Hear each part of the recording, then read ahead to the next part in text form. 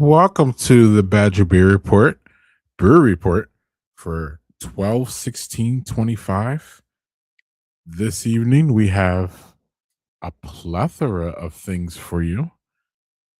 We have a big announcement at the end of this stream. We're going to have updates from Boulder Junction.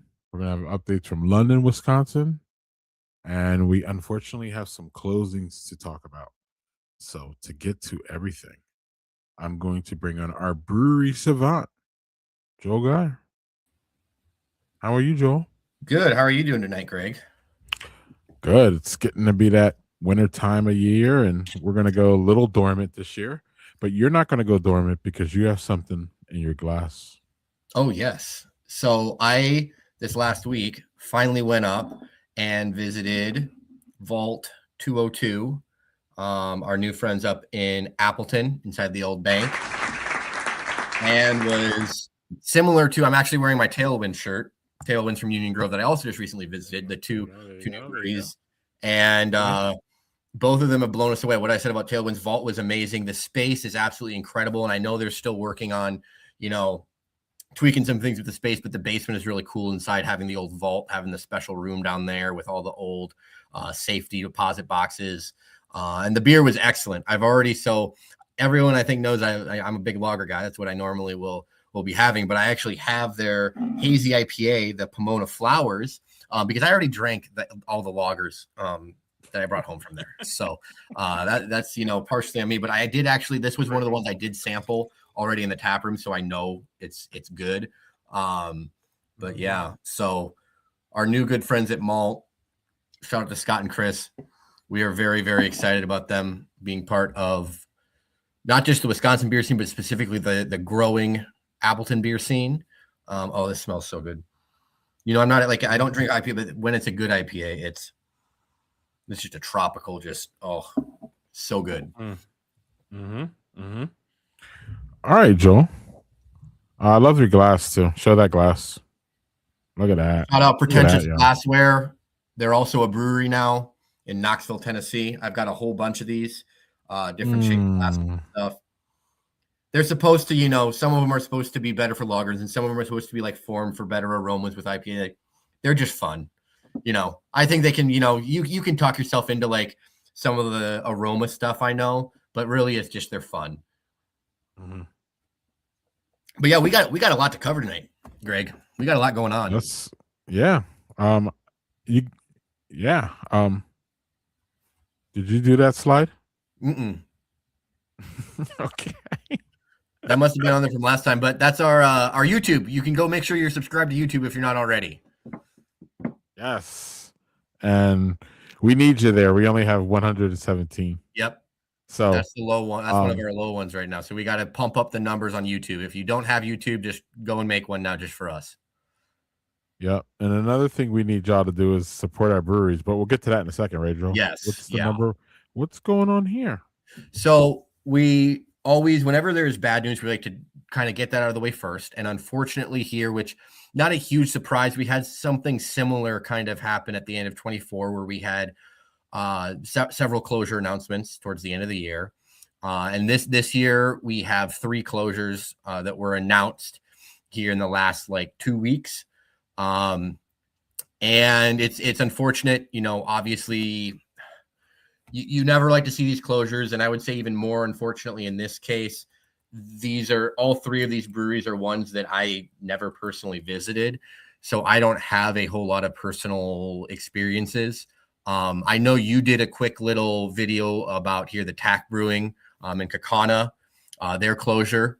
So 2 of the 3 breweries are still currently open and will be open for at least a couple more weeks. So Tack announced at the very beginning here of December that they would be closing for good January 1st of 26.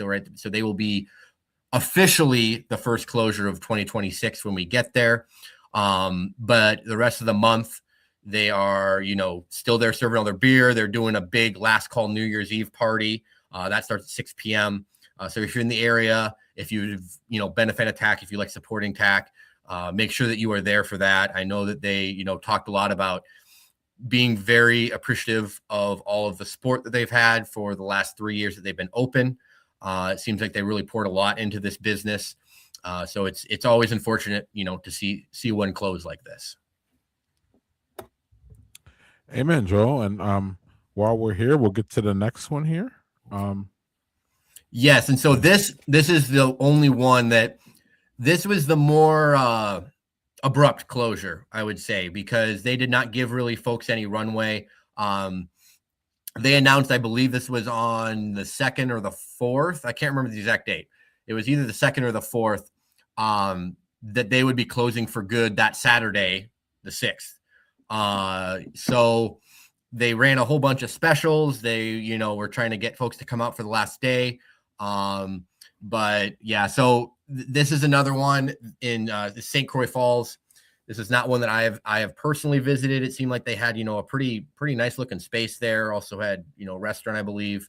But yeah, I'm not sure when they opened. So I'm not sure how many years they were around, Greg. I'd have to look at my spreadsheet, but yeah, so this is one that it was a very abrupt one. I don't know exactly what was going on behind the scenes, but it's tough when they give, people like 2-3 days notice. And then they have their doors shut. But wishing the owners there and all the employees there the best as they, move forward to whatever that next chapter is. Trap Rock Brewing was class of 2018 with Perfect. with Giant Jones and Appleton, or I'm sorry, McFleshman's and Venture and Working Draft. So they came out during that wonderful year. And RIP. So and our final, so yes, the last of the three thing, what's the saying? They always come in threes. They haven't this year, really. We've really only had a couple, but in this case, we kind of had 3 pretty rapidly within a week of each other. And on Bibulus, which is technically in Altoona, which is essentially Eau Claire. It's like the right to there, attached to Eau Claire to the east. And they announced that they would be closing. They, though, are still open until December 28th. So, however, this one does come with a bit of an asterisk because their physical presence is closing, but apparently all the beers and recipes are being absorbed by Moonridge Brewing Company. Oop, I didn't mean to hit that. So it sounds like in Cornell there, if you are, close to that area, about Moonridge.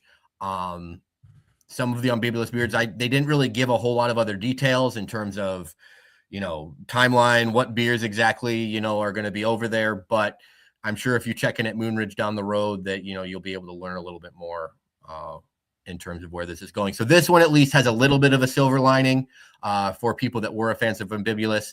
It is unfortunate for the people in Altoona to lose that physical presence and that location there.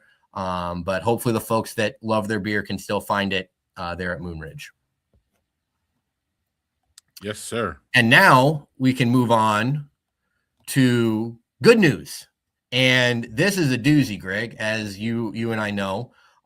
We learned about Quiet World Brewing via Facebook. The owners there posted to a Wisconsin Homebrew Club Facebook page, and then we found their Facebook page, and they posted about it. So this is in New London, which is kind of west of the Green Bay, Appleton area there. And we were able to hop on a phone call to learn more about this because this one was something that kind of got our attention very quickly because it seemed like a pretty big project. Their announcement was essentially that they bought this property north of the town of New London. It had currently, I think, how many acres was it? We asked that question. 2.5. No, I think it was 5. I think it was 5. Like it was multiple. It was several acres. And it has a barn on the property.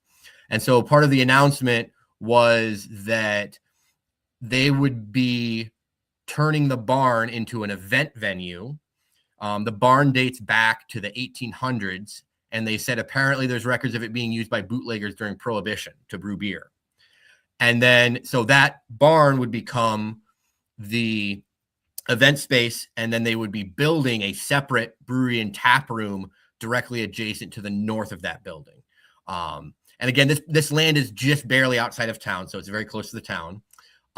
They also posted about they purchased a 17-barrel brew house, and you can see here. So you can see on the map, if you're looking at the map, the star up there to the north of New London is where this property is located. They do have a website right now. Really, all that it says is that it's opening in 2027. And we were able to talk with David Lamb, who is the owner of Quiet World. I'm going to go back here because we're going to talk a little bit about the barn. And we learned that, so he does have a brewing background. He went to UW Oshkosh, was part of the Society of Oshkosh Home Brewers, and was actually the assistant brewmaster at Fifth Ward, our friends up there in Oshkosh. So he has some experience, and that's why when we saw the 17-barrel brew house for a new brewery, we were both kind of like, oh. And then we learned that he already had that experience, so that, kind of clicked into place. And then it comes to be that he also has a background in music, Greg, and that has played a pretty big key in all of this. One, starting from the name. So he is a drummer in a band called The World is Quiet Here. And that played a big role in this whole process because so originally they were looking at getting a property in the town of New London. It was actually going to be in the old theater there in right on the main street downtown of New London. But apparently some of the noise restrictions and everything seemed prohibitive to someone that really wanted to have live music play a big role in their business. And so they ended up finding this. And the event venue is 4,000. So the barn is 4,000 square feet is what he told us. And they, from what it sounds like, I don't know how you took it. It sounds like they are going to, like this picture looks like the barn is kind of dilapidated, but apparently the actual structure is pretty sound and well built. And they're going to be preserving it, like almost putting a shell around it. It sounded like, they're going to be keeping one of the silos. It's going to be like just a huge open event space. They just said that they have to put a frame, basically like for new siding, patching the outside. But the barn is solid, they're all hand-hewn beams. They have to put in some new flooring. And then the tap room itself is, and the brewery is going to be about 5,000 to 6,000 square feet. And that's going to be directly adjacent. And they're going to have he said the plan is to have either a breezeway or a covered walkway connecting the two. So that, the flow is obviously very important if you're going to have a big separate event area, separate from the tap room. But yeah, they're hoping to break ground in spring. He's already going to be getting to work on the barn himself. He sounds like he must be a man of many talents because he's taking on part of the barn project on his own. That's how he's getting the ball rolling. And we learned a lot of really interesting stuff. They're going to build. He wants to have 30 taps. I mean, we'll see. That is a ton of beer. And we did learn, Greg, how excited were we when we found out about his flagship? Oh yeah. Yeah. He has an award-winning homebrew, like a beer that has won homebrew awards. It is a saison brewed with rye, ginger, Thai basil, and lemongrass. Sounds incredible. And that is apparently going to be the flagship, but obviously with his goal being that many tap lines, he's going to run the gauntlet on styles. It sounds like he's going to have his hand in kind of everything. They are also going to do food. Farm to table is kind of how he described it, looking for local ingredients, possibly even a co-op situation. I think that's going to be great up there. He said there's currently cats and chickens on the barn because I asked about getting animals on the farm. So we'll find out about that. Extensive beer garden. Oh, here in the notes, 8 acres of land is what they have, Greg. So it's a pretty big footprint. He even talked about growing some of their own ingredients eventually. But yeah, he and his wife also run a live sound company. So they're going to have this event space, I think, ready, like gangbusters right out the gate. That was a lot of information I just threw out there, Greg.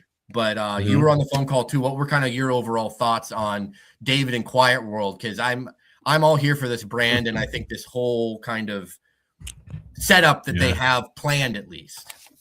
Yeah, it sounds like a good thing. It sounds like a fun destination Yes. family or I, I, I'm not sure about family. I feel actually more adult kind of event It venue. depends on, I think, Um, the restaurant side of things too, a little with bit. the Well, yeah, but with the the whole barn Yeah. and I Mhm. don't know, he was talking about concerts in there Mhm. and all kinds of different events and I don't know, big spacious area. It's just gonna be nice. It's just Yep. gonna be a nice fill in as far as like, what our breweries are. And we have a bunch of wonderful farm breweries already, and this is just gonna add to it. And there may be actually farming down there. I mean, he could do farming and pick that food and put it in this food at the restaurant. So there's all kinds of things that can happen here. And I love the Quiet Worlds brand. We've talked, The yeah. the music is not quiet, at least the first album, y'all. It's a Mhm. concept album and it's death metal. Check it out. These folks also have a podcast. Yep. What is it called? I forget. There's a podcast. So there's a whole kinds of ways that y'all could get insight to this. Barely a beer Via podcast. Barely a Beer podcast. And Yep. there's the music, there's the beer podcast, there is all kinds of things going around this project. It's gonna be fun. Yeah, well, I mean, and like you said, we have some good farm breweries. We also have breweries that do a lot of live music, but I'm not sure we have one that has an indoor concert that would have an indoor concert space to this level anywhere. And it also, like you said, it fills in. I mean, that's kind of an area that I know we have. Obviously, dairy are coming in Seymour, but that is kind of an area that doesn't have a whole lot of substantial breweries, at least. So that's also exciting for that Rio. community. Yeah, Rio and there's something which is else own, too which is that's really seasonal cool. or not seasonal, but they're on the smaller side because it's also part of a winery. So Mhm. Right. yeah, I think Right. I think this is going to be really cool to follow. Obviously, this is a longer term project. This is not a rush job.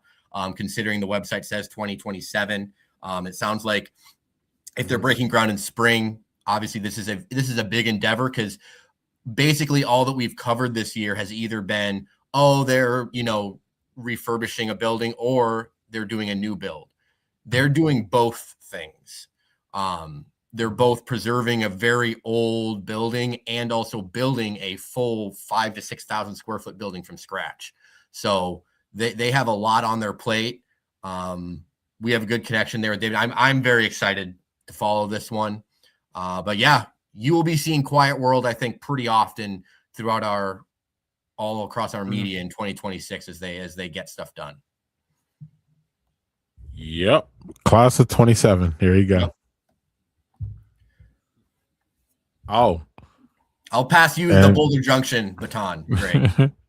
well, this is we've been waiting for Boulder Junction to come in, y'all, for a little bit here. We are excited. They are brewing. They have a couple batches in the fermenter. And for those who are looking, because this is the prime time to go up north, there is beer in the fermenters. Still a little bit to do before we can start serving. Hang tight, we're almost there. That is from Tracy, the head brewer at Boulder Junction. We've been waiting for this one to come in for a while, Joel. And we're finally here. Now, will they make it in before the new year? I don't know, Joel. Let's go for a December 31st opening. That Let's would be do that would be quite something. That's what I'm hoping for. I think a New Year's Eve. it. I think a New Year's Yeah. Eve grand opening party would be pretty freaking cool. Well, and everything they've gone through to get to this point, we Yeah, just want. Actually, I want it to be, how about a yellow Christmas up in Boulder Junction where they can have beer and everybody can, I don't know, what snowmobile around or something. yeah, Um, that's what they do up there. okay, yeah, yeah, yeah. All right, Boulder Junction soon, y'all. They Download did. the They've been app. posting. They've been posting on Instagram. They had some stories today about the spent grain and everything. So they're moving along. Yeah, and download the app if y'all want to know. Mm-hmm. If you are close, they have an app. Download it. That's where you're gonna know first. But and I don't know. They're our next one, y'all. So Yep. cheers to them and Merry Christmas, and hopefully everything goes smooth with the last couple batches here. hopefully the next time that you see us on the Badger Brewery Report, they are open. Oh, they will be. Yeah. I'm gonna firmly say that. Yeah. But here's a revival. Yeah, so Little Port. So this is one that we kind of covered that they were kind of closed down for a little bit as they kind of, reestablished themselves, I guess you could say. And kind of, reestablished. That's literally what it says there right on the post. So Little Port, downtown Racine. They are the only brewery in Racine right now. So I think, they were able to get the GoFundMe, they were able to get the funding that they needed to kind of get back to a point that they could reopen. And they just had a post, thanking everyone. And so if you are down there, southeastern Wisconsin, you can definitely swing back by Little Port. It's a neat little spot. It's a neat little spot and tap room there. Mm-hmm. Cool. I don't have much else. Yeah, it's been a while since I've been down to Little Port. I should probably next time I'm in Racine, it'd be good to pop back in there. I'll be trying to get in there really soon. Yeah. So this is, I think you should take this one, Greg, because this is a stone's throw from your backyard. What are we looking at here? We're looking at Youngblood and the outdoor ice rink arena district. They got it going on in DeForest there, Greg. Yeah. This is going to be amazing and fun and great. But yeah, new renderings came out, y'all, of what the Youngblood space is going to look like, and you can see to the left there, that's going to be where Youngblood is, and then under, they're going to have this this overhang there. They're already setting up the hockey rink there. I drove by, so there's going to be a hockey rink under there, and then there's going to be a concert venue and all kinds of other things. So like Youngblood is set up to be really nice area as far as residential. As you can see here, y'all, they're going to have the outdoor space. It's just going to be nice, man. The hockey team is going to be there. The Madison Capitals, the minor league hockey team, is relocating to the arena that's part of this whole district. So I mean, they're going to get. It's going to be like a small version of the Deer District almost is how this is looking. I mean, that's what it feels like to me. I mean, obviously, it's not the same as Pfizer, but in terms of having the breweries, the restaurants, the kind of the gathering place next to the arena. That's what it feels like to me. Well, yeah, and I didn't see this bigger scale until this happened. But DeForest, DeForest hockey is going to play there. Wanakee hockey is going to play there. So they're just going to really have a nice hockey community on top of what they'll be able to do in the summer. And listen, I love the Youngblood locations, but downtown and north, they're just not going to compare to what is building or what they're building around in that community there. And there's just going to be there's a bunch of residential houses. Joel, one of those houses that is within walking distance of Youngblood was listed for $1 million last year. Oof. So, but they also have growing like a weed. But they also have buildings of regular housing for regular folks. I mean, it's you can have $1 million house at this point and be regular. You know what I mean? Pretty much. Yeah. You know what I mean? No, so there's a really nice mix of community there. It should be fun. We're hearing spring, but we have somebody in house that is a Youngblood employee now, so we're good on that information. That's going to be discussed in the next part of the show, right? Youngblood, I don't think we're not planning to. But I meant the employee part. Oh, maybe I said something I shouldn't have. Yeah, I don't know. Let's scoot along, Joe. I'm looking forward to seeing how this entire project comes together. I think it's going to be really cool. It's going to be really cool. You're going to have boots on the ground once everything's kind of finished up. Yeah, the thing about this is that I think we're understanding and finding out the scale while it's going up. We didn't know this scale, and they didn't really even talk about that when they first, talked. You know what I mean? They talked a little, but it wasn't like, "Hey, we got all these big things coming," and they apparently have all these big things coming. So, hey, we just got a reaction from Chelsea on Facebook. Yeah, well, we're I mean, I hope we're amusing. But anyway, Joe, what's next, buddy? Um, so next up, isn't that for the podcast? No. Yeah, well, this is an old panel, but still some really cool things here because the new Barons thing is still new. And they just got their full approval, so that's going to go Yes, forward. for acronym. But anyway, visit us on Spotify, like us on Spotify, y'all. 26 is going to be popping here. We got all kinds of things going on. We got an announcement read later for you today. So yeah, keep on our podcast, y'all. On that note. On that note, Oh. Boulder joins on this. So this is just our keeping an eye on things before we transition here to our overall recap. Some of the big ones, obviously, Ope. They're in Appleton. We've discussed them. We talked about the Lost Apostle last show, and your visit there sounds like some very positive news coming out of the far north up there. As you mentioned, acronym just got their full approval from Fox Point. We heard that right from the horse's mouth. Near and Far Brewing Company, I don't think we have any updates on them. Dairy Air is now saying early spring. They got some other what was it that they got done? One of the paperwork things, but they're waiting on something else. Radix is looking like probably going to be one of the very first openings in 26. Nosy Neighbor had some tanks that they brought in. They posted about that.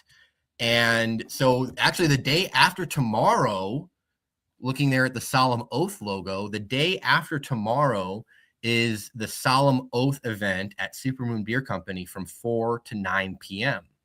If you are planning on going, I am planning on going. I will probably be there more the second half. Of that event. In the evening, once wife's done with work, kids are settled.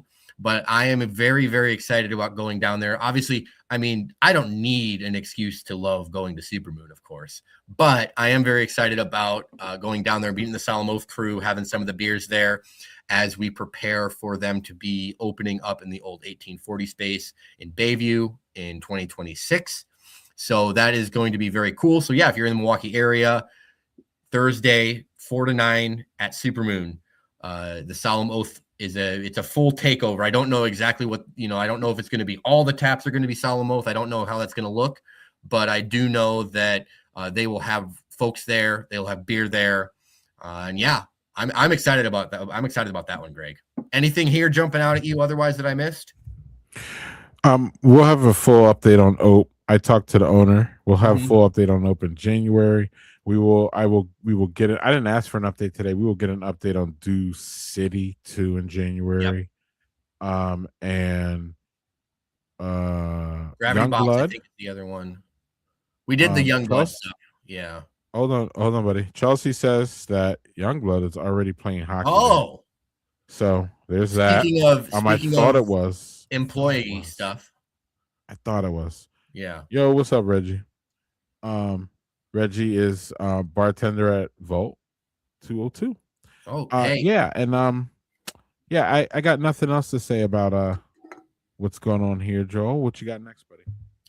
So what we have next is we're going to be starting in on our recaps here, Greg.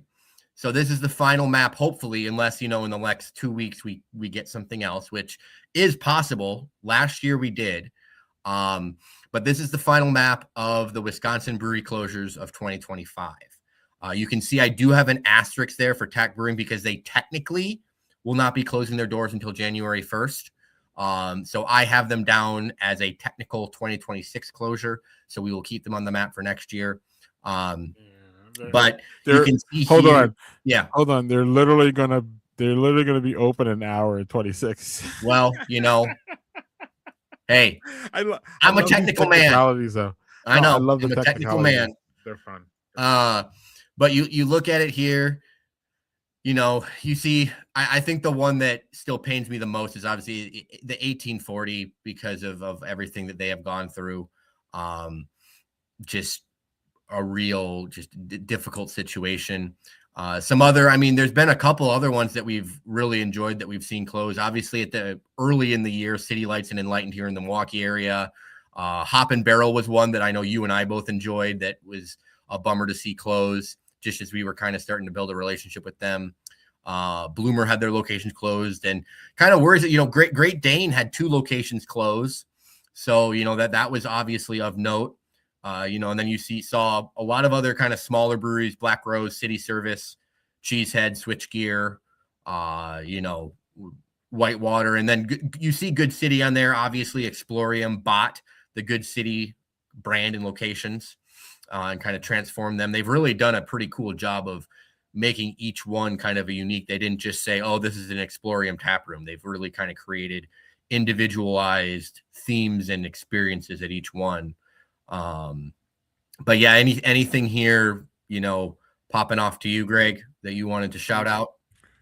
Um, no, but rumor, rumor has it that Great Dane Japan is doing amazing. I mean, I know that doesn't help us Yeah, any, but around the world they're embracing craft beer. Unfortunately, it doesn't feel like, I don't know. I won't. Something's going on here though. yeah, But anyway, outside of that, Joel, you know, it's just we lament the loss of the community here. hmm And that's it. yeah. Well, I mean, you saw, I mean, you saw places like Wausau lose a pair. You saw West Bend lose both breweries, Riverside and the 1840 location. So, you know, and Beloit went from 2 to 1, and you saw several of the smaller communities lose their only breweries. So that is always sad. On the flip side of the coin, we did see a healthy number of openings, and almost all of these were full brand new openings. The only Brewfinity and Hop Garden, I believe, are the only. Oh, and Hop Yard, Hop Garden, and Brewfinity were secondary locations. All the other ones were new locations. And as you can see, a lot of the growth this year was concentrated on the southeastern and overall eastern part of the state. Um, It'd be great for the map to space things out a bit if Boulder Junction does beat the buzzer here, to kind of give another logo up on the very top. Otherwise, they will be a great addition to the very beginning of the 2026 opening map. But Greg, between me and you, we're about to cover this. We have been to all but one of these brewery openings, and we'll be rectifying that on Thursday because I will be going to the last remaining one that we have not visited yet. But yeah, some really amazing breweries have opened up this year, Greg. I think that is kind of the key point, is that normally I feel like with new breweries, a lot of them, it takes more time. And I feel like the percentage of breweries that are new that came out of the gate brewing incredible beer was higher than I would have anticipated, to be honest.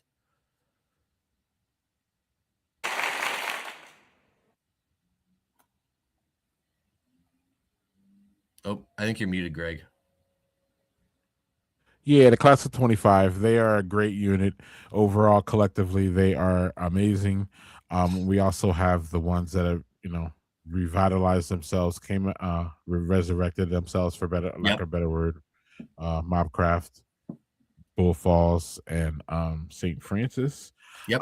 It's just nice because those ones that we lost, are those are, especially in a place like Bull Falls, where um you know, our Wausau, where Bull Falls is, you know, we have Red Eye there, but you know, there's still room for another brewery there. Definitely. And you know, Bull Falls came with its own community for however long it was, so it's really good to see that back.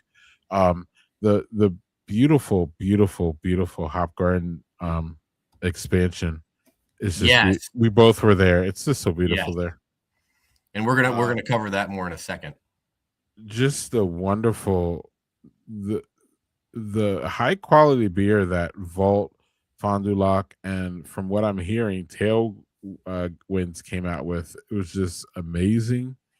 And then you have places that, like, you know, Boulder Junction and Brood Omen, who've been, you know, working so hard. Well, we don't have Boulder Junction on it yet, so sorry on that. I feel we're gonna have that soon. But Brood Omen has come through. And there was just so much time and sweat that Kyle put through on that project. To see him make it over the line. was amazing and great. And yeah, so yeah, class of 25 is classy. Got to make a T-shirt with this logo or something, I think. And then we have our announcements for the future. So we talked about the logo. We already looked at most of these logos, at least. I think Shattered Glass is the only one that we didn't have on the more on Keep an Eye on. And actually, we might have to upgrade them back to Keep an Eye on, Greg, because we've kind of heard, there's some movement over there in Beaver Dam. So Yeah, and I talked to the owner and got yeah, some updates. And actually, we didn't put Shattered in this, but yeah, we should we have. we well, we will in January. We'll Mm-hmm. talk about Shattered for sure in January. But they're progressing, y'all, and hopefully they're gonna come through in 2026. But we'll get more information on that. We'll get information on you on Shattered. But Shattered is I talked to the owner. I feel good about what's going on there. But we haven't had an update in a while, so we'll talk to y'all in January about Shattered for sure. And we've reached out to every brewery on here. Yeah. So yeah, we've reached out to every brewery on here. And we just say that as we're doing our due diligence to find out as much as we can about all of these all the time, y'all. That's what we do. That's what we love to do. So just so you know, if we don't talk to a brewery, it's not because we didn't try. But these people are busy. A lot of times this is their second and third job sometimes.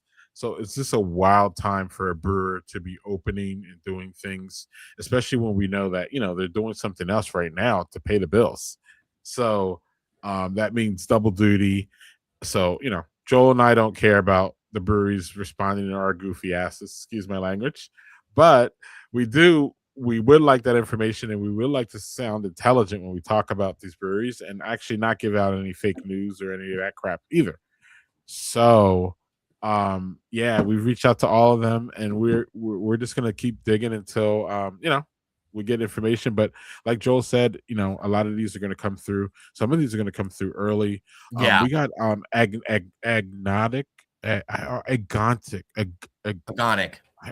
I'm never gonna get this one right, and that's a rebuild from a fire, y'all. Yes. So that's an established brewery, but we have that here, just because they're not, you know, cranking now, and they're going to be having an opening, and we want to yell and scream and holler about it too. So, um, 100%. exciting map, and Yeah, good really disbursement on exciting this actually. map. That was my other comment I was going to make is that there's a lot of good disbursement around the state. I feel like on kind of the breweries that are still coming that are going to be announcement, because obviously you see four there in kind of the greater Milwaukee area, but you really have a lot of areas that are getting some breweries. So that's all very exciting. The and the top half of that the top half of our state there going from Yeah, Oak on up, all those should probably come in before the summer. pretty early. Yeah. So maybe not Nicolette, but everybody else, and Gravity Box for sure, because they were talking about being ready last year. We knew Yeah. they kind of weren't, but they were like, yo, we're gonna do this year. So they should be ready to spring out, especially in the Wisconsin Dells in the spring. Yep. So yeah, I'm good on this map, Joe. So final numbers of 2025, assuming we don't have any more closures or openings, which we very well may, as I said. Overall number of 263 with 207 individual breweries, with the three, that includes the three closures that we just discussed. So that is where we sit as we head into 2026. Cool. Oh, and while we're here, I did a podcast thing with Bobby Fleshman and crew over at the McFleshmans, Respecting the Beer podcast. This was a fun podcast. I was able to get on and talk to Bobby about my road trip. Joel and I visiting all of the breweries that opened last year, except for Brewfinity, which, as Joel mentioned, he'll be there in a couple days. Uh, it was just really fun to be on this podcast. It's one of my favorite podcasts in Wisconsin. It's one of the better brewery podcasts, period. And we talked about a bunch of things, new breweries, maybe a collab that Bobby's trying to do with a local Madison Brewer. I will. Y'all have to listen to find all that out, but you will find that out on. You can find that on where you find McFleshman's podcast or any of our social media. Pretty much has it right now. So that will be fun, and I think Joel might be making an appearance on that. Yeah, I am Soon. scheduled. I can say I am scheduled for an appearance at McFleshman's, the podcast there. I don't know what we're going to talk about yet.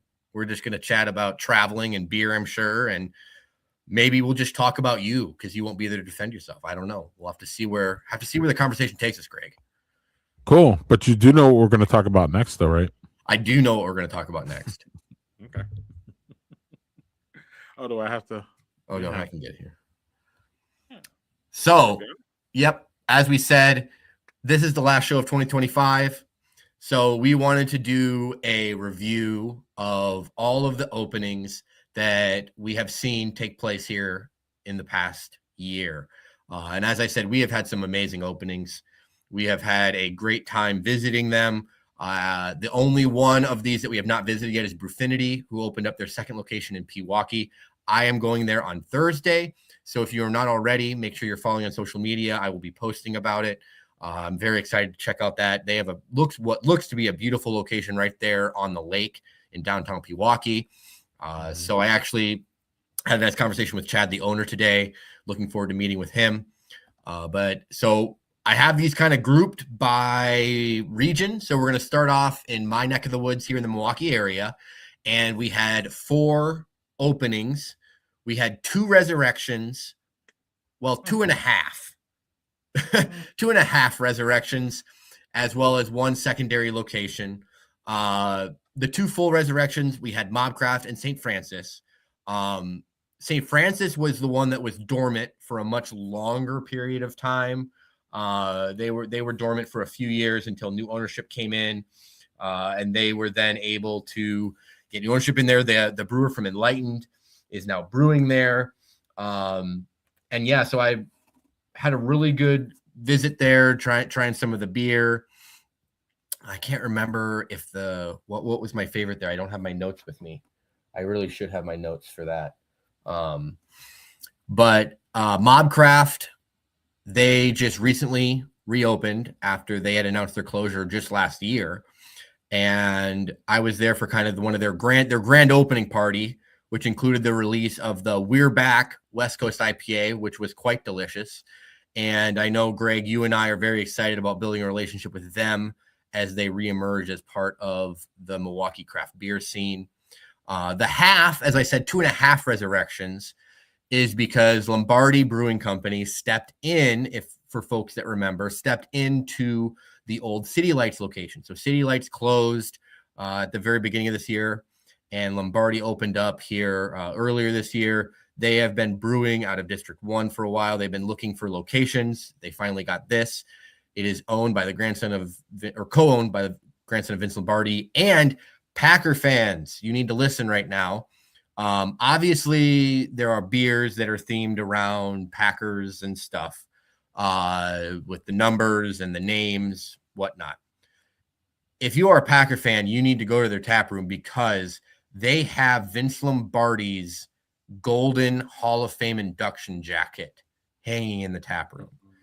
That is it is a museum quality piece that is there for people who are drinking beer. It is, it wasn't there because I went there right when they opened. It wasn't there yet. But the second time I went back there, it was just like, oh, because they also they have signed photos from the Ice Bowl, Greg. The brand is built around sport lovers here in Wisconsin. And yeah, you do not, I don't think there's a brewery probably in the country that has a piece of sports memorabilia like they have in their tap room. I mean, again, Vince Lombardi's Hall of Fame golden jacket, like the jacket for the induction into the Hall of Fame. Absolutely insane. I'm excited to see what they end up all doing with distribution.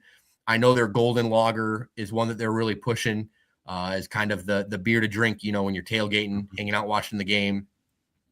And then the other one up in Menominee Falls, Hop Yard Ale Works, based up in Appleton. This is another one in Appleton that we've been impressed with. They opened up a location right in downtown Menominee Falls. Really nice spot.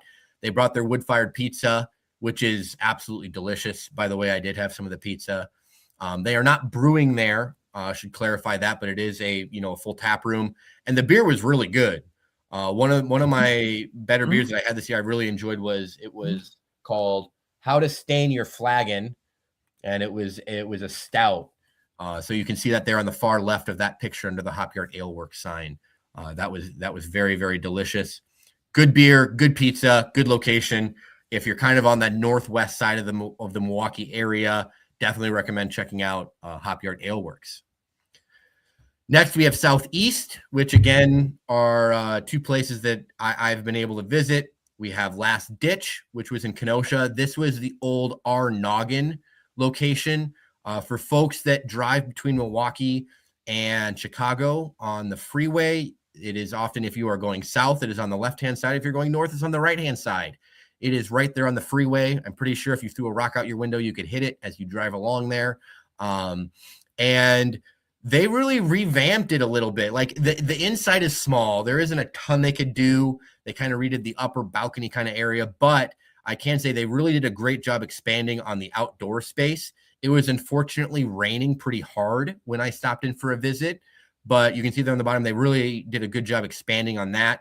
And I did enjoy several of the beers. In particular, I'm not necessarily the biggest IPA guy, but they had a hazy IPA that I really liked there at Last Ditch. So if you're down there, I know Kenosha's got a couple breweries, and it's nice that this one, was able to change hands in a pretty seamless manner, it seems. And the other comment I would make on Last Ditch, I did not have time to eat a meal, but the food menu looked really good there. Food menu looked really good, Greg. So if you are stopping in there, get some food. I think they had a whole bunch of different like barbecue type sandwiches and everything. It looked delicious. And then I'm wearing the shirt right now. Tailwinds, Union Grove. Got to meet up with Rick there during hours that the brewery was not open. If you were here, I think it was it last time that I talked about. I think last time was when I did my talk about Tailwinds. You heard the spiel about how much I love that place, the aviation theme, the aviation memorabilia. The beer there is incredible. Rick is an awesome guy. I couldn't get enough of the beer. Like I said, that is one that I really am looking forward to returning at some point. They also have a really good focus on the food menu. Just an all-encompassing, really good brewery experience for a town that does not have one yet. But what was my favorite at Tailwinds? Oh, yes, Heathrow, like as in the airport, London Heathrow Airport. The ESB, several of their beers are named after famous airports, both military airports and regular airports. So that's obviously a fun little thing. And make sure if Rick is there and it's not too busy, ask him about all the stuff he's got around in the tap room, because he's got stories for basically all of it. Very knowledgeable guy, very passionate about aviation. He worked for United Airlines for over 4 decades, and I believe I don't know how long his father did either, but his father also did too. And they got a lot of cool stuff, a lot of cool stuff, and most importantly, phenomenal beer. So Lake Winnebago area, this is where we can kind of tag team it a little bit here, because we both have been to 2 of them, and you have been to one by yourself. So why don't you take Gnarly first, Greg? Because that was one I have not been able to get up to yet, but that I really want to.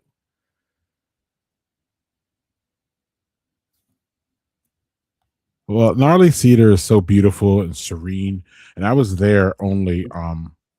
I was there only. I would say, what it was a week or 2 after they opened. Yeah. And it was just the attention to detail was great. The beers were solid. Um, it's right on the lake there. It is just a really nice spot. It's right downtown. It checks off all the boxes. Gnarly Cedar is just a really great destination. Y'all should check it out. Make sure you eat there too.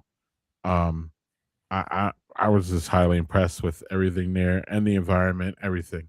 Yeah. And the only thing that I would, again, like, they're a Main Street brewery, so parking might be a little bit, you might Yeah. have to park and walk, but these are Main Street brewer problems.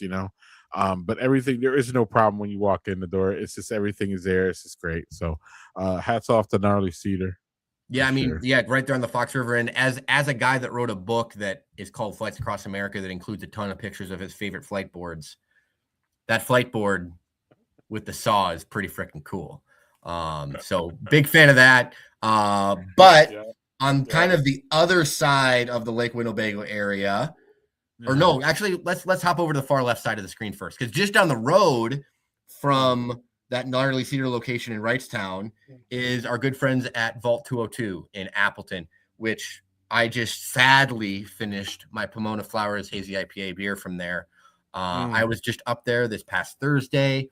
Mm-hmm. Uh, it was, What's going on at Vault I mean, 202? Greg, it's amazing. You know that. Scott and Chris are doing phenomenal things. It's inside of an old bank. So the upper level is very open. It's got really cool ceramic tile along one wall. It's got a bunch of different types of seating areas. The brewery is in the back, and you can view all of that. The downstairs still has the original vault, and the door is like propped open, and on the inside is like this more intimate seating space with and one wall is all the original lock boxes. Mm-hmm. It might win my best. Greg, I do my annual review. I've been to almost 100 new breweries this year. It might win my award for best tap room. It's really really cool, really cool space, and the beer was phenomenal. I loved a lot of the beer. The Shores beer was amazing. I just told you how much I like the hazy IPA. Had a really good Pilsner.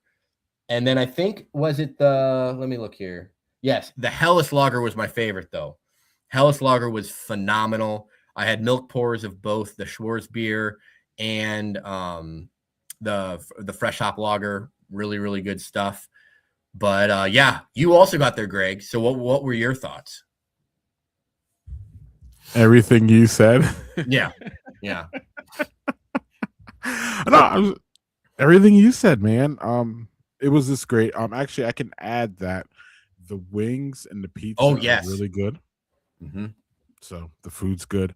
I can also add that if y'all are soccer fans, they're a soccer bar and they're soccer friendly. So they have their own choices, but they're not going to get all weird about you being an Arsenal fan, which they probably should. But that aside, they don't care. They just want to have a good time. It's just a really for a place to come out as strong as them and gnarly and all these other ones. It's just wild And how we are they're so advanced. literally they're literally blocks from our good friends at McFleshman and Appleton Beer Factory too. Like they are like they that is a trio that you can walk between right there on the main drag through Appleton. And not too much longer. Ope's going to be down the road too. I mean, that is really, really nice area there for beer. Yeah, and before we move off of Vault, one of my favorite. We'll talk about this in the mix six, but one of my favorite stops was Vault because of the milk tubes, and I Mm-hmm. was introduced to the milk tubes, not the Milko pours, which everybody knows, or not a lot of people know. Not everybody, sorry. Beer geeks know. But milk tubes that was they were my introduction to it. I believe other McFleshens. I think McFleshens was doing them before, or maybe I'm not sure. Vault started them. They were started by Human Robot in Philly in the 1990s or something like that. But Vault came out with them, and it just blew my mind.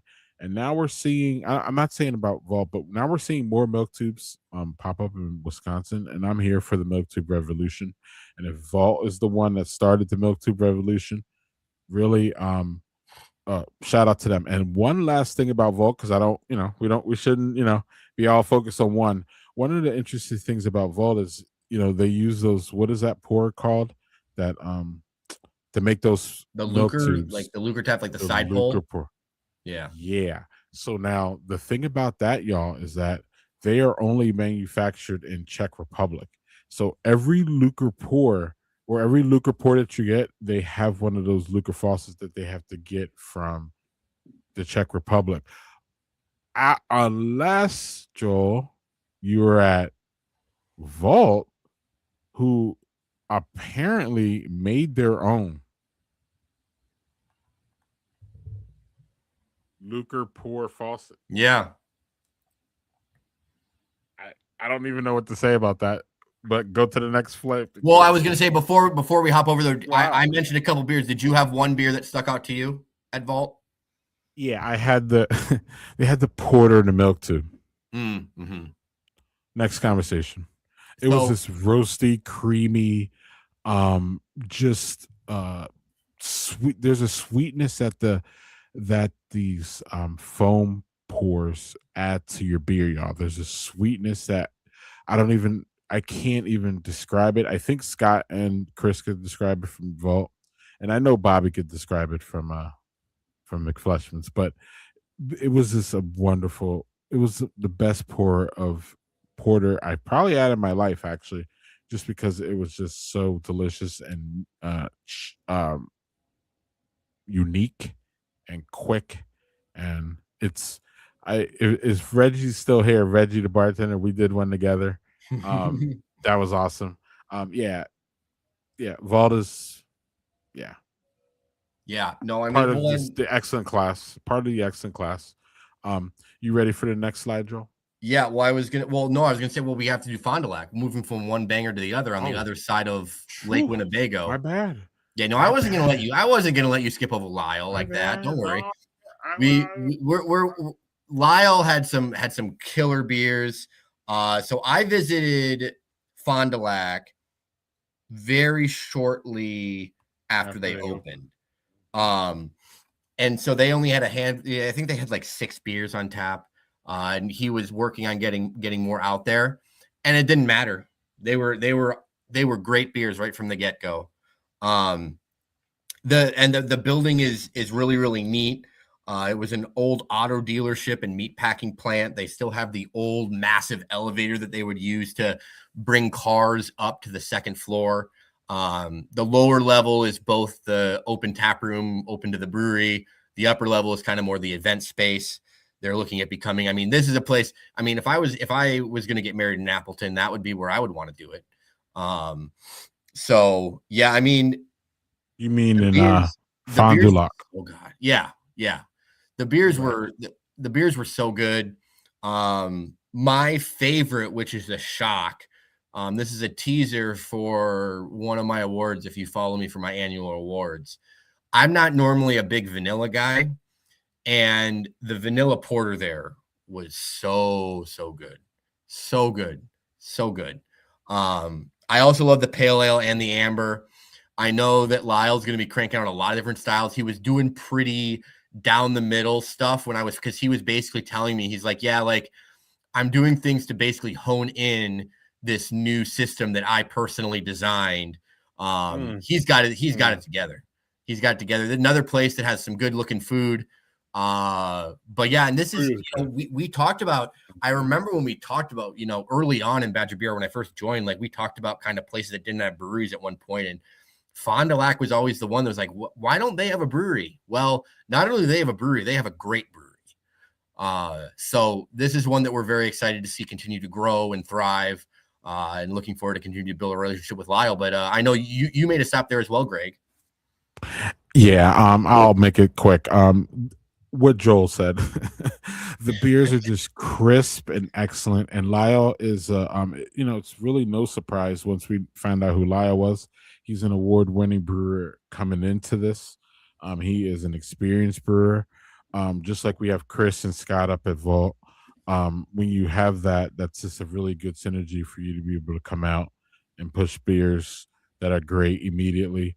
Everything was crisp. Everything was fresh. It was just, again, I was just surprised about how really refined it felt. It felt like a 7-year-old brewery walking in there drinking their beers, and it was like 7 weeks. So shout out to Lyle and the Fond du Lac crew. Y'all are doing great. The food is great. Everything is good there. It's just, I mean, it's just great. It's great for the Yeah. community. It's just excellent. So, another wonderful addition. Well, and here, Oh and yeah. this is you here. I can talk about Hop Garden after you're done, but this is your neighborhood. So why don't you take these two to start off with, Greg? Well, north of the bayou has been a brewery for a bunch of years, y'all, and people in Madison kind of know it, but there was kind of a thing where we didn't know it actually. So they rebranded and they did a big renovation, and now they're north of the Bayou Brewery. But they are also a very, very wonderful restaurant that, of course, is specializes in New Orleans cuisine. And everything is really good here.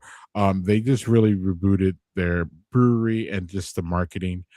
So they're technically not a new one, y'all, but we counted them because we established that they were, and they actually, again, came out as a brewery almost out of they were in the closet as a restaurant or something that Yeah, well, made they beer, were shut and down now for a they're a while. brewery. Yeah, they were Yeah, shut yeah, down yeah. for a while too. They were shut down for a while to do the renovation, but they were brewing beer before that. Yeah, But they mhm, were presenting themselves as a restaurant. So yeah, how I like to say is that they came out as a brewery and just, so now they're a brewery. They got some good they're working on their, whole system in their beer, but they got some good their amber is good here. I like their amber.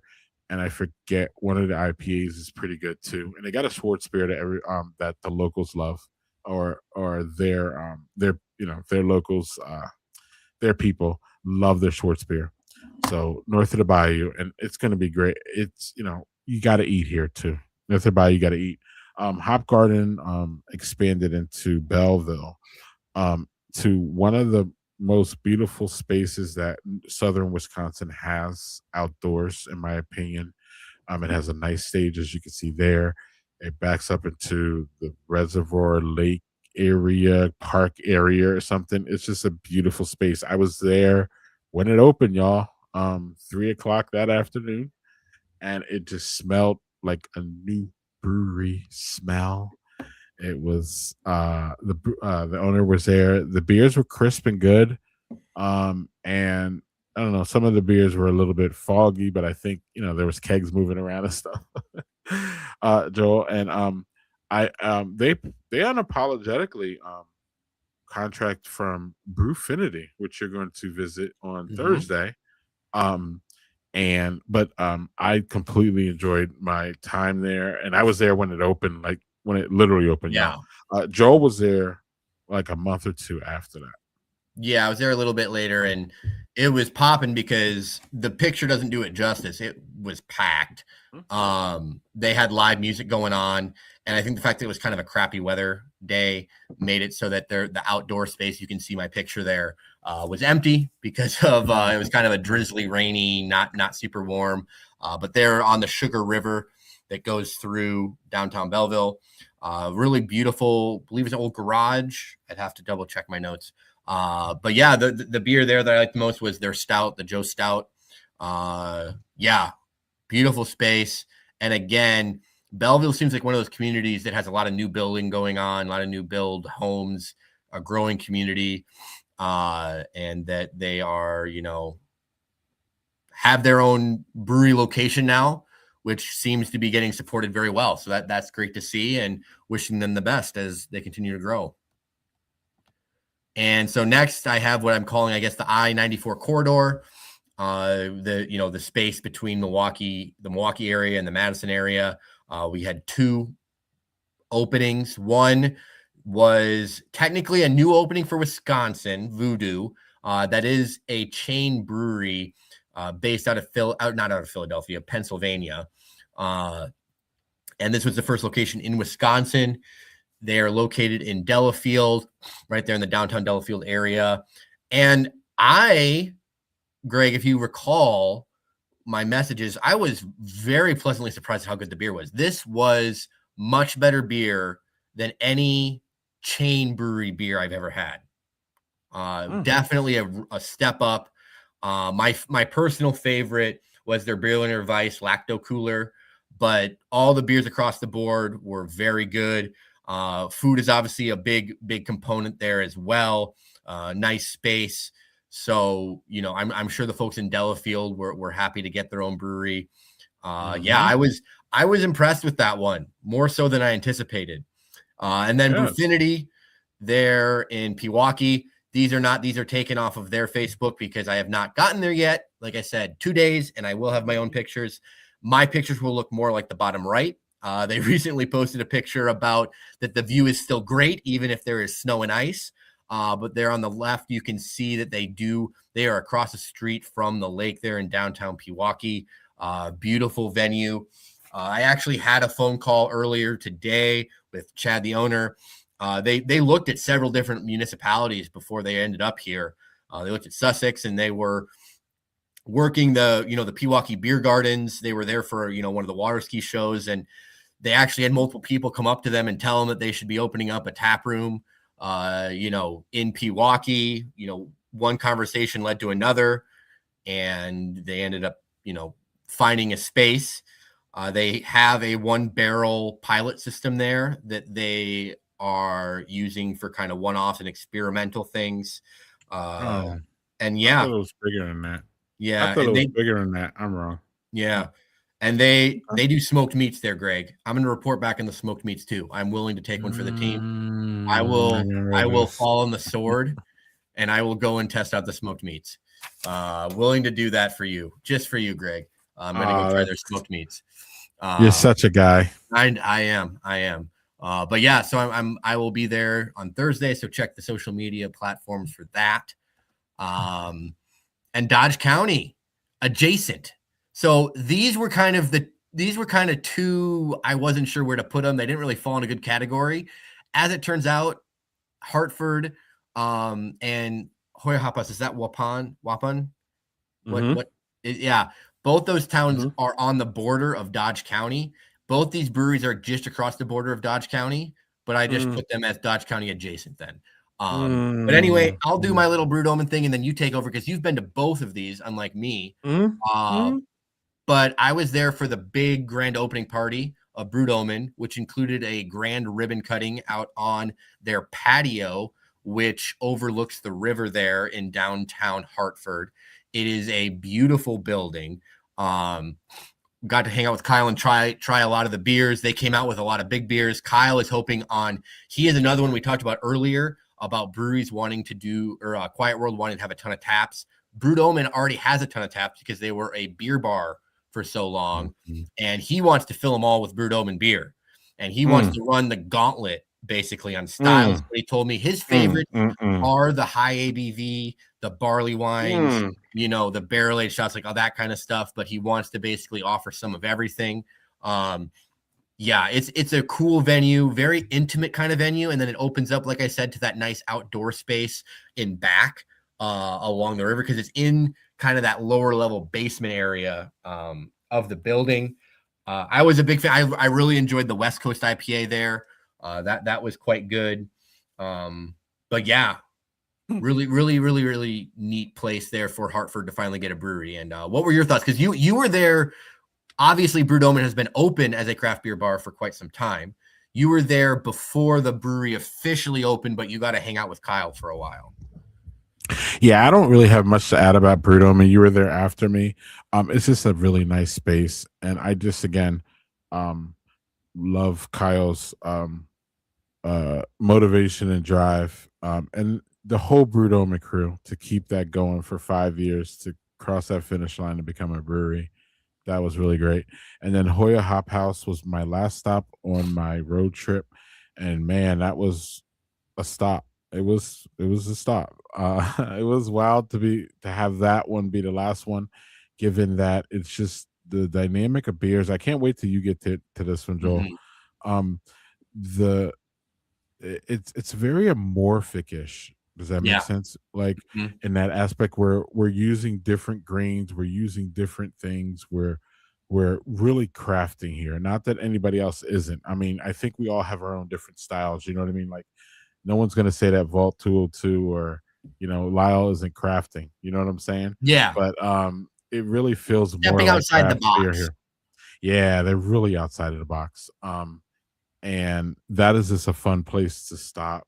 Main Street Brewery, Joel. You know how we figure about that. A family Mm-hmm. owned and mostly run brewery. So there's just so many things to like about Hoya Hop. But I do have to get back there because again, it was my last. It was the last.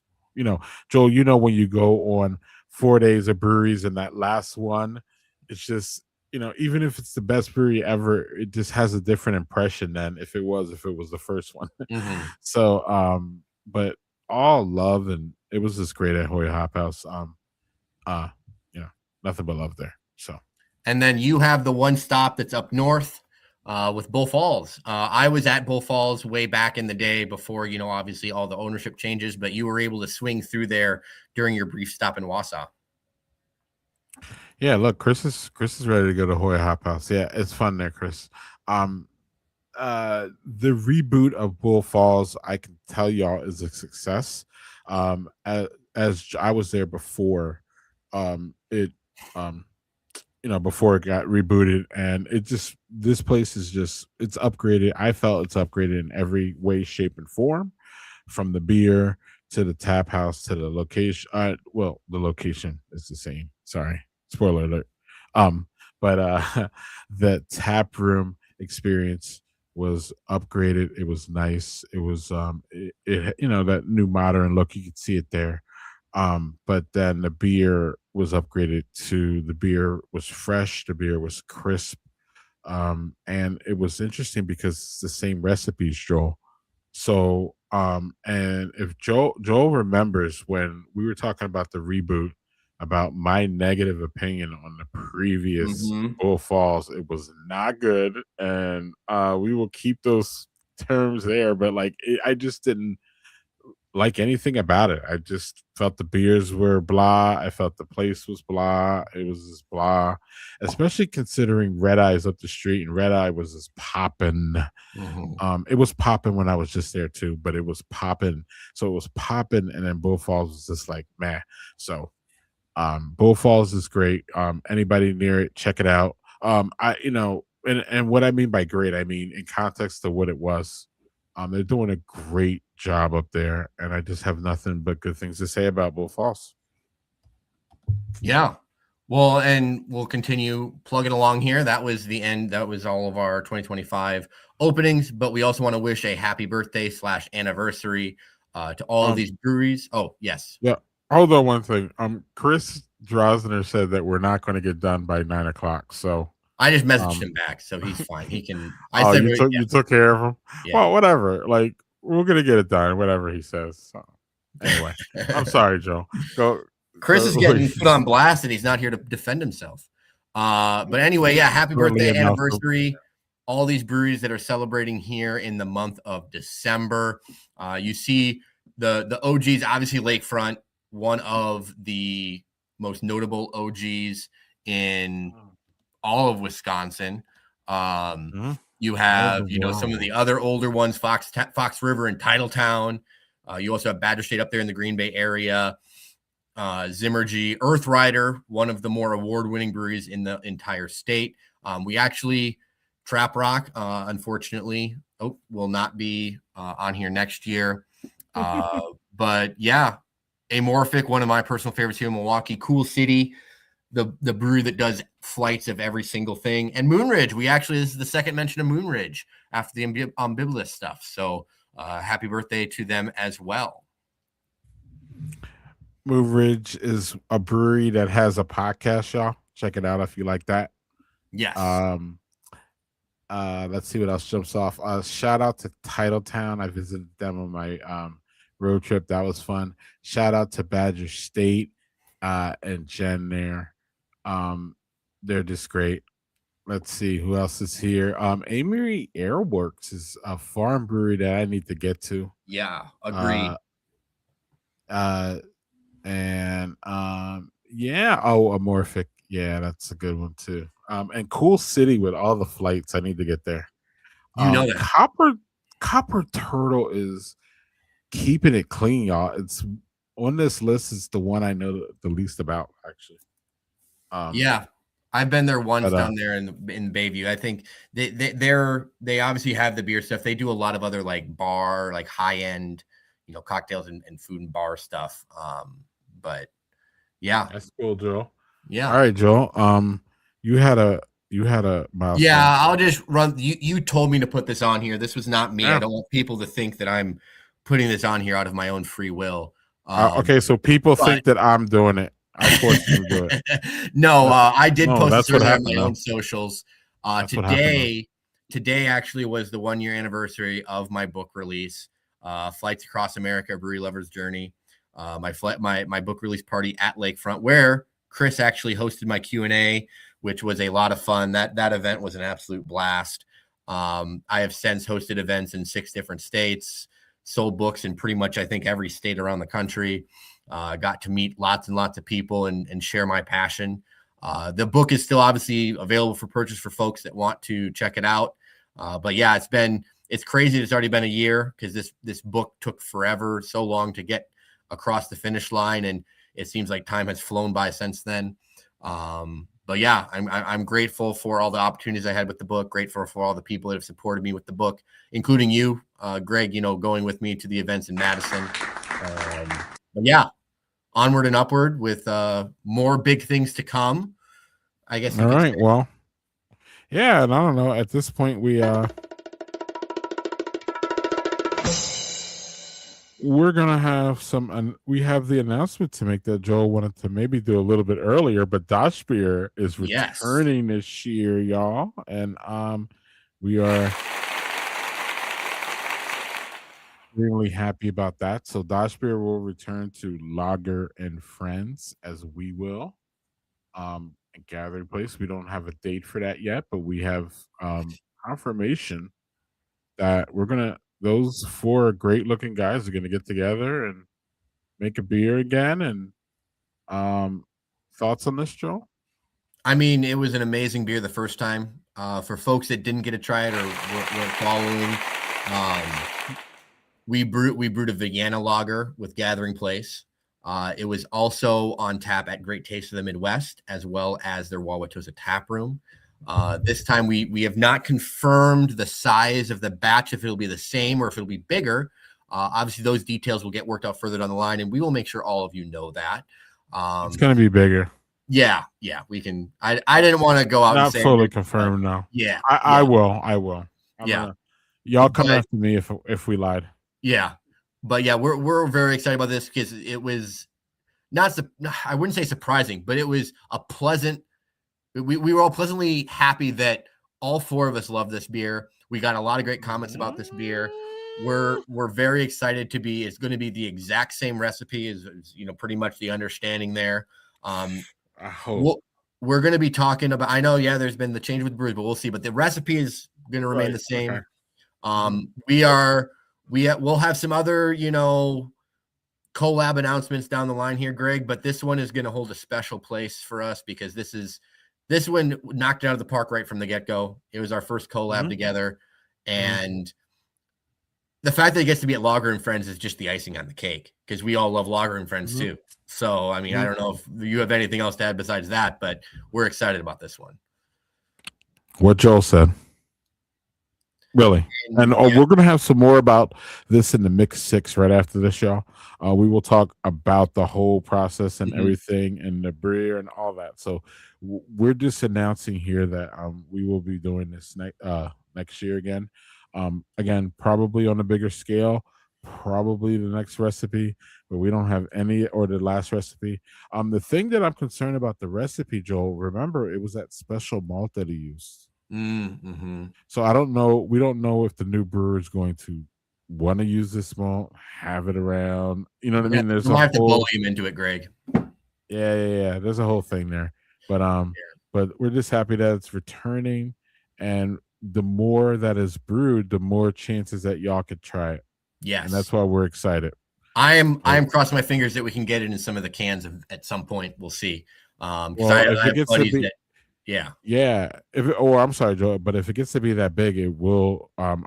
Joe told me last year that it will hit cans if it gets brewed on the big system. Yeah.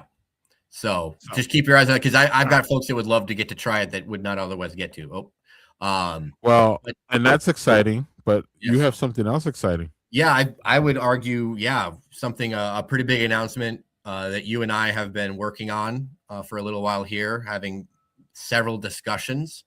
As we move from 2025 into 2026, we are going to be adding, I would say, some new features to the Badger Brewery Report. And with that is that we will have a Patreon coming up here in January.